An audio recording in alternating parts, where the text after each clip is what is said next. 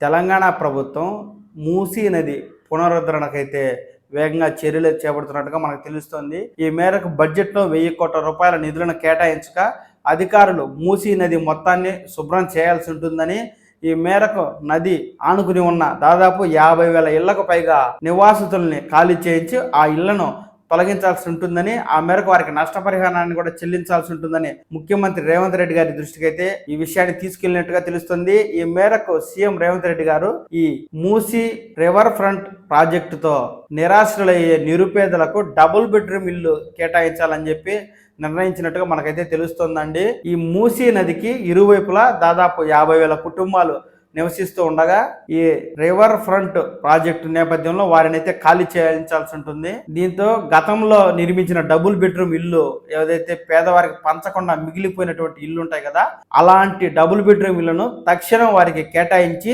ఆపై నిరాశ్రిత ఇల్లులు తొలగించి మూసీ నదిని పునరుద్ధరించాలనేది ప్రభుత్వం అయితే నిర్ణయం తీసుకున్నట్టుగా తెలుస్తోంది. ఈ మేరకు త్వరలోనే ప్రభుత్వం విధి విధానాలు ఖరారు చేసి మూసీ నదికి ఇరువైపులా ఉన్న 50,000 కుటుంబాలకు డబుల్ బెడ్రూమ్ ఇల్లు అయితే కేటాయించినట్టుగా మనకు తెలుస్తోంది.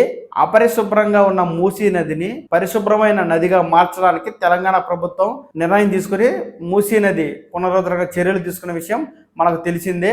కాగా త్వరలోనే మూసీ నది పరిశుభ్రంగా మారి మంచినీరు అందించే నదిగా మారాలని మనమైతే కోరుకుందామండి. నమస్కారం.